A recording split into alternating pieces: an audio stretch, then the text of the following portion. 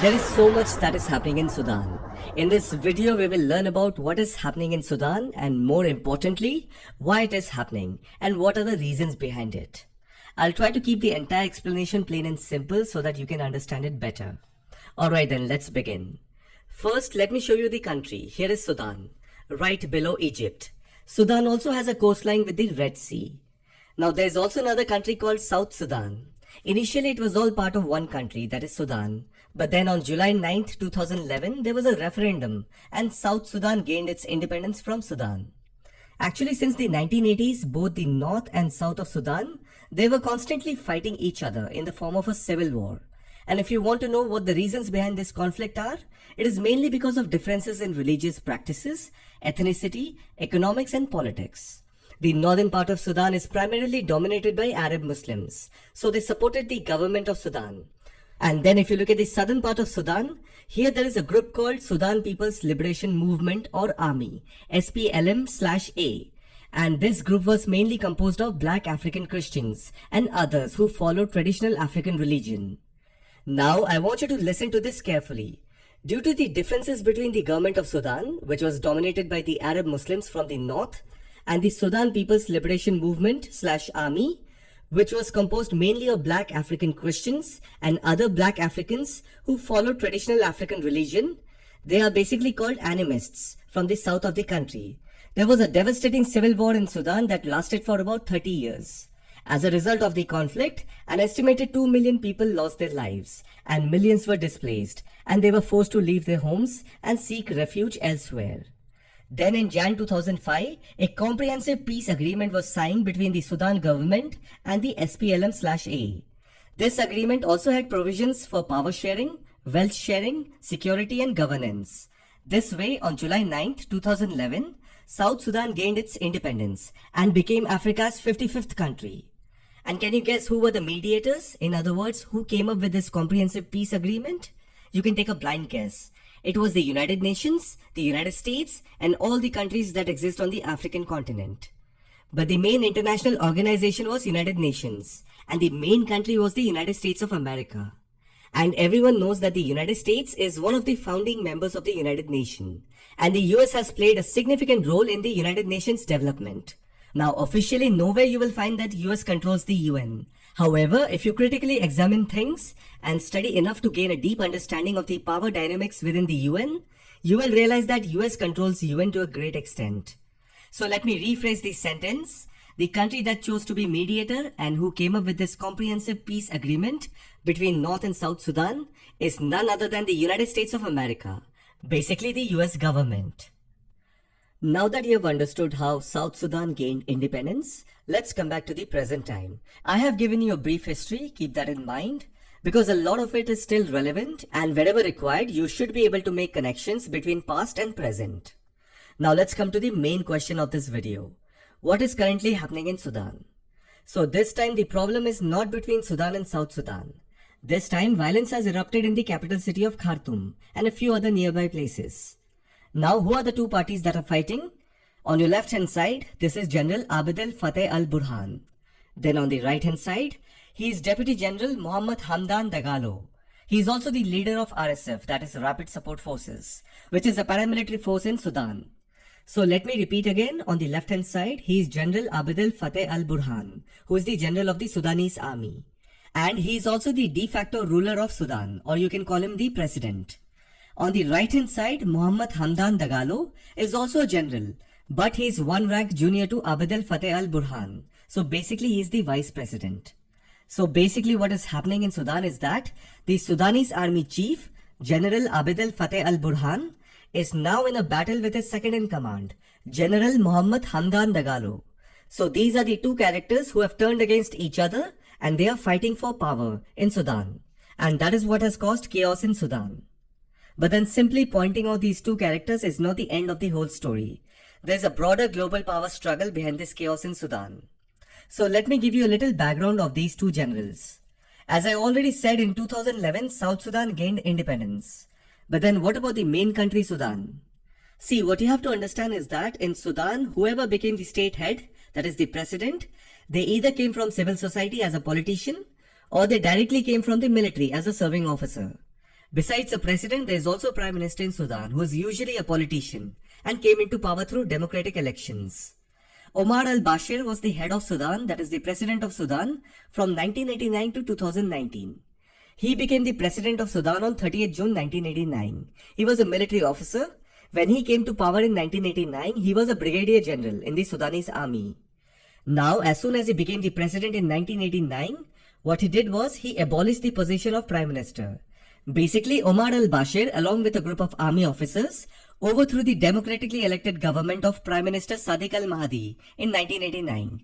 And since then he abolished, meaning there was no prime minister position in Sudan since 1989.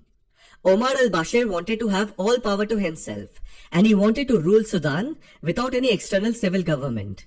So he was the president of Sudan from 1989 to 2019. That means the whole civil war between North and South Sudan happened during his time. South Sudan gained independence in 2011, which also happened during his tenure. And after 2011, he was the one who was practically ruling and running Sudan. Now, what happened in 2019? In 2019, President Omar al-Bashir, he made Abd al-Fattah al-Burhan Inspector General of the Sudanese Army. And then 2 months later, General Abd al-Fattah al-Burhan, along with his Deputy General Mohammed Hamdan Dagalo, who was also his partner, they overthrew President Omar al-Bashir, and General Burhan got the top job and he became the President of Sudan on April 11, 2019. Now, how did Mohammed Hamdan Dagalo come into this picture? General Abd al-Fattah al-Burhan in 2015 was commanding Sudanese troops in Yemen as part of Saudi-led coalition force who were fighting against the Iran-backed Houthi rebels in Yemen. It was during that time both of them worked closely. Abd al-Fattah al-Burhan was part of the Sudanese army, and Mohammed Hamdan Dagalo was head of the RSF, Rapid Support Forces, which is a separate paramilitary force of Sudan that was also deployed in Yemen. It is also said that President Omar al-Bashir, who himself was an army officer, he very well knew that the way he became the president in 1989 by overthrowing a civilian government, one day even he will be thrown out in a similar way. So he never fully trusted General Burhan. Omar al-Bashir started relying on Dagalo and the RSF as a counterweight to the regular armed forces. He hoped that it would be too difficult for a single armed group to depose him. But then both the generals, that is Burhan and Dagalo, they worked together and overthrew Bashir in April 2019. This is how both started working closely, and it was because of Mohammed Hamdan Dagalo's support, General Burhan became the president of Sudan in 2019. In the same year, that is in 2019, after becoming the president, General Burhan solidified Sudan's ties with global powers and regional players, including the United States and Israel.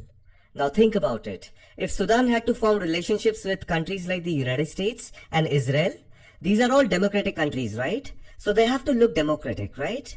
They cannot go and speak to the United States and say, hey, look, we are from the Sudanese military and we organized a coup and overthrew our government. So what they did was, in August 2019, they formed a body called the Transitional Sovereignty Council, TSC, which is going to be the federal government that is going to run Sudan. So basically, TSC is a multi-partisan body that is a coalition of both civil political groups and the military junta, that is group of military leaders. And the chairman of this multi-partisan body, TSC, was General Abd al-Fattah Burhan. Basically, he created this constitutional body so that when he again becomes the head of the country by appointing himself as the chairman of TSC, at that time he should look a little democratic. General Burhan then made Mohammed Hamdan Dagalo the vice chairman of TSC. So the whole purpose behind the creation of the Transitional Sovereignty Council, TSC, is to make the political scenario in Sudan look a little democratic. And then there is also another angle of looking at it. You can think of it this way. The Transitional Sovereignty Council, TSC, was formed as a part of a political agreement between the military and the opposition forces, who no more wanted to see Omar al-Bashir as president. So these are the two reasons why the TSC was formed. And immediately after its creation, General Burhan, the chairman of TSC, met United States Secretary Mike Pompeo in Khartoum. Then in December 2019, General Burhan was invited to the United States by President Trump. The United States has invited the head of Sudan's Sovereign Council, General Abdel Fattah al-Burhan, to Washington as the two countries forge stronger bilateral ties following decades of hostility. U.S. Secretary of State Mike Pompeo, who invited Burhan for the visit, Then in 2020, General Burhan met Israeli Prime Minister Benjamin Netanyahu in Uganda. He even maintained a close relationship with Egypt and used to make several trips to rich Gulf countries. Because if you see, Sudan is heavily dependent on exports coming from the Gulf countries like Saudi and UAE. So all this international wining and dining went on till October 2021, when General Burhan and his deputy Dagalo both orchestrated a coup against all the civilian political groups that were part of the TSC. If you remember, I told you that the Transitional Sovereignty Council TSC is a multi-partisan body that is a coalition of both civil political groups and military junta. So in October 2021, the military officers who were part of the TSC, they decided to remove the civilian politicians. Now the question is, what happened in these 2 years, that is in 2020 and 2021, that made General Burhan and his deputy Dagalo dissolve the TSC by orchestrating a military coup. It is popularly known as 2021 Sudan coup d'etat. Now the question is, why did they do it? You have to understand that there was an agreement between the civilian political groups and the military junta before forming the Transitional Sovereignty Council TSC. According to that agreement, the Transitional Sovereignty Council would last for only 3 years and 3 months, that is 39 months. You just look at the name Transitional Sovereignty Council. The word transition means at some point it has to finish, it has to dissolve. So it was to be ended after 39 months. In these 39 months, the military junta will rule for 21 months, and then the civilian political leaders will rule for 18 months. That means the 21 months of military rule were going to end on November 2021. And a month before, that is on 25th October 2021, General Burhan along with the Sudanese military hijacked the government in a military coup. They detained several civilian government officers, ministers, members of political parties, lawyers, civil society activists, and journalists. Many of them were even put on house arrest. So the October 2021 Sudan coup d'etat was organized because the military did not want to hand over the government control to the civilian political parties.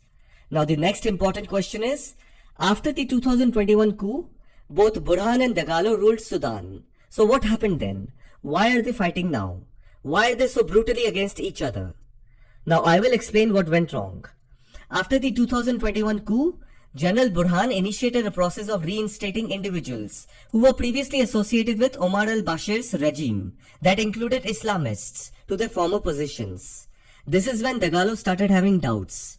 See, you have to understand this. If someone helps you in overthrowing another individual or group, then that person will always have this doubt that even you may double-cross or betray him in the future. And as I said, Omar al-Bashir and his people used to somewhat trust Dagalo and the RSF as a counterweight to the regular armed forces. And now after the 2021 coup, General Burhan started reinstating individuals who were previously associated with Omar al-Bashir's regime. This is where Dagalo felt that Omar al-Bashir's people will never fully trust him. And that is true, because the first time, that is in 2019, Dagalo betrayed them. Another thing that you need to understand is that if you look at the Sudanese politics, it has always been dominated by an elite group of people who largely came from ethnic groups that are based around the region of Khartoum and the river Nile. If you look at Dagalo, he comes from Darfur in the west, which is a rural area. The Sudanese political elite often talked about him and his soldiers, that is RSF, in derogatory terms. They used to call them country bumpkins, unfit to rule the state.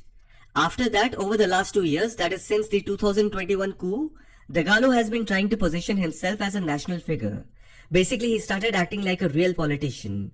He started calling himself as a representative of the marginalized section of society. He even started forming alliances with rebel groups in the Darfur region and South Kordofan because he knew these regions thoroughly. In 2003, he conducted many counter-insurgency operations against Darfuri rebels, so he had a good grip on this region. Even General Burhan was aware of all these things, and I'm sure there are many in his close circles who were giving inputs on Dagalo. And the same was happening with Dagalo. Even Dagalo was getting inputs about Burhan. This is how the fighting began. RSF against the SAF, Dagalo against General Burhan. The two generals are now battling for supremacy and tearing Sudan apart. Over the last few years, Dagalo has built a vast business empire, including interest in gold mines and many other sectors including investment, mining, transport, car rental, iron and steel. So even he has resources as well as power. The situation has become tensed as both the civilian political leaders and General Burhan, who represents the Sudan Armed Forces, are considering a proposal to place the paramilitary rapid support force, that is RSF, under the control of the Sudanese army. RSF has around 100,000 members. On the other hand, naturally, Dagalo, who is the leader of RSF, is not at all in favor of this. In fact, now we are also getting to hear that General Burhan has ordered to disband and dissolve the RSF and declare it as a rebel group. Naturally, Dagalo is not going to get scared or back off. So this has actually become the main source of recent tension. On 15th April, Saturday morning, it is said that the RSF fired some shots in public. This quickly escalated in different parts of the country. It is not exactly clear where the RSF bases are, but it seems that their fighters have moved into densely populated areas. The Sudanese Air Force has mounted airstrikes in the capital city against RSF members, which is also likely to have led to civilian casualties. Now the important question that must be going on in your head is, what do the two sides want? I'll explain it in simple manner. General Dagalo is presenting himself and the RSF as being on the side of the people. He is telling to the people of Sudan that he is with them, and together they all are going to go against the Khartoum political elites that I've told you about, while he is getting some support from Darfur region and South Kordofan. But there are many people who don't believe him, because he and his RSF has conducted many counter operations against innocent people. Now if you look at General Burhan, who is from the Sudanese Armed Forces, he is saying that the army will only fully hand over power to an elected government. And he also expects that the civilian politicians will have to share power with the military. Basically, General Burhan wants this situation to be how it was before 2021. Again, there are many who don't believe General Burhan as well. So these are the claims from both sides. Now the next important question is what other countries are doing. As I said in the beginning, if you remember, there is a broader global power struggle behind this chaos in Sudan. The UK, US and European Union have called for a ceasefire and talks to resolve the crisis. But then if you see, Western nations have very little leverage right now, because Sudan has been largely isolated since the 2021 coup. The United States is right now looking at the full range of options. The only thing that they can do is put sanctions against members of SAF and RSF. But that is not going to help, and I don't think the United States is going to put troops in Sudan. Plus, the US doesn't have the appetite to enter into another conflict. Meanwhile, some of the Western media outlets have suggested that the Russian mercenary group, called the Wagner Group, is operating in Sudan, and Russia is indirectly supporting General Dagalo. Now, these Western media articles also say that the Russian mercenary group is getting gold in return for helping General Dagalo and the RSF. I don't know how far these articles are true. After the Russia-Ukraine conflict, these Western media articles have permanently taken a stand against Russia. So they will write everything against Russia. But one thing that I want to point out is that Russia wants to establish a naval base in the Red Sea on the Sudanese coastline, so that Russia gets access to the Indian Ocean. And it was General Dagalo who went to Moscow and agreed to his plan. So if you see, Russia does have an interest in Sudan. Now regional heavyweights like Saudi Arabia and UAE, even they have close ties with General Dagalo and the RSF. If you remember, RSF has sent thousands of fighters to support the Saudi war in Yemen. I don't know whether Saudi Arabia wants to get involved in Sudan, because right now it is busy forming new relations with Iran. Anyhow, it is important to note that many African countries possess abundant natural resources, such as oil, gas and minerals. The methods employed by global powers such as Western nations, as well as those in the East like Russia and China, to get involved in these countries are quite different. Western countries often use justifications such as promoting democracy, human rights, women's rights, etc. Whereas Russia and China tend to intervene through infrastructure investment. As I said in the beginning of this video, the United States was involved in creating a comprehensive peace agreement between Sudan and South Sudan, which led to South Sudan's independence. So any kind of mediation from the Western countries in Sudan will come only through United Nations and African Union. The United States will not get directly involved, but Western powers fear Russia could establish a military base on the Red Sea. Now when it comes to neighboring countries like Egypt, Ethiopia and Eritrea, their interests will align with the side that emerges as the winner once the two generals resolve their conflict. So let's see what happens, but this is everything that you have to know about what is happening in Sudan. I hope you found this video informative. Thank you for watching it.